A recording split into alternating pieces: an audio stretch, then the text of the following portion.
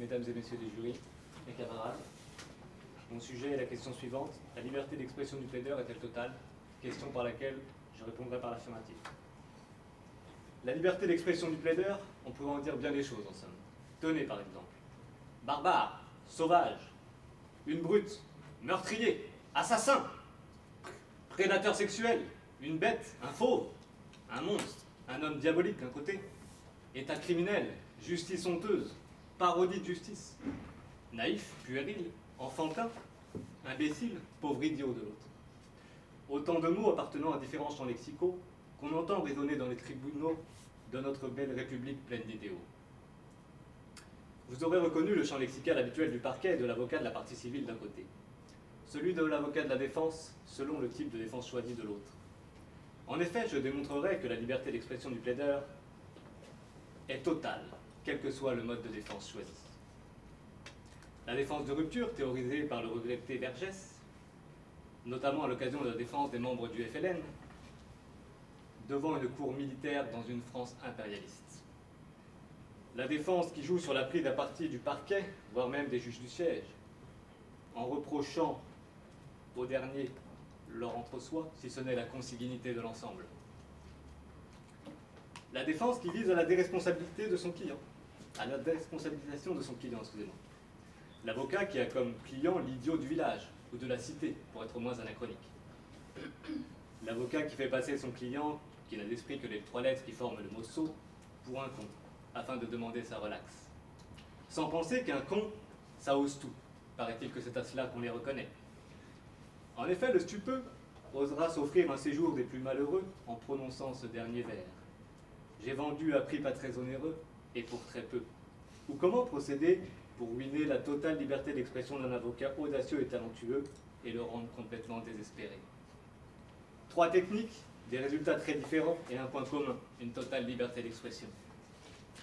Cette liberté n'est pas sans fondement, elle n'est pas uniquement le fruit de l'observation des pratiques des plus grands, elle est garantie par la loi.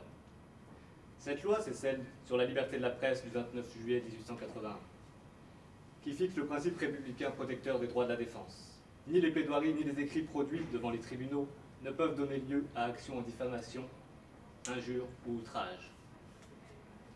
Il s'agit de l'immunité judiciaire que le Conseil constitutionnel a érigée en principe fondamental reconnu par les lois de la République en 1980. En effet, dans ce face-à-face démesuré d'un homme et d'une société, l'avocat se heurte à la peur, à l'émotivité populaire, aux juges, aux lois.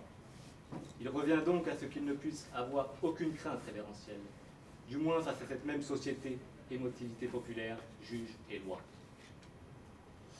Plaider, c'est aller au combat, entrer dans l'arène. Les avocats sont les gladiateurs des temps modernes.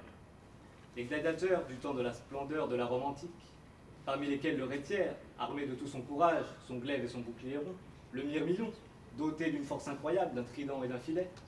Aujourd'hui, les avocats, drapés dans leur probité, sont armés de leur verbe. Voudriez-vous qu'ils jouent leur vie, ou celle de leurs clients, désarmés, bâillonnés? Restons sérieux.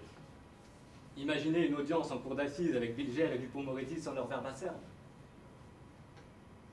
Quel gâchis, quel manque de plaisir. C'est comme refaire le combat Mohamed Ali contre Foreman de 74 à Kinshasa sans les gants. Quelle tristesse, quel ennui. Peut-être que voir Russell Crowe dans Gladiator, sans armes ni armure, ne déplairait-il pas tant à une partie du public. Ou alors Kirk Douglas dans Spartacus pour les moins jeunes. Mais attention, Mohamed Ali, ce n'est pas Will Smith. Les références ont leur importance, tout comme les notions ont leur différence. Au hasard, le conflit de loi et le conflit de juridiction. Pas si compliqué quand c'est bien enseigné. Non, ceci, ne vous me prenne pas, n'est pas une tentative de corruption d'un juré, seulement l'exercice de ma liberté de plaider.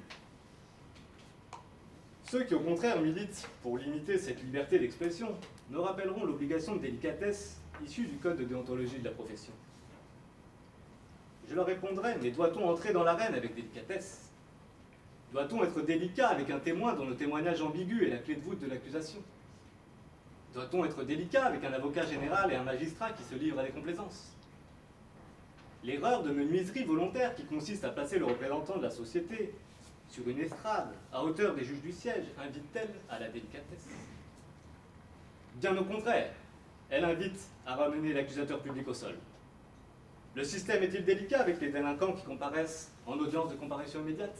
Je vais vous demander de faire attention au temps. Le système est-il délicat avec les prévenus au sein de la galerie de l'instruction, dans laquelle ces derniers sont promenés les fers aux mains, enchaînés et traînés en laisse comme des chiens par 2 ou 3 geôliers? Aussi, ils argueront de la même loi du 29 juillet 1880 sur la liberté de la presse. Permettez-moi de vous dire qu'user d'une si belle loi à de telles fins ne me laisse pas sans émoi. Ils me diront certes que l'avocat a été condamné dans l'affaire du traître génétique. Je leur répondrai que cette pique à l'encontre d'un avocat général n'avait pas pour cadre un tribunal de la République, mais avant tout sa place dans le cirque médiatique. Je vais vous demander de conclure. Lorsqu'on a voulu priver Mike Tyson de sa liberté sur le ring, alors il en est reparti avec un morceau d'oreille de son adversaire du jour, Evander Holyfield.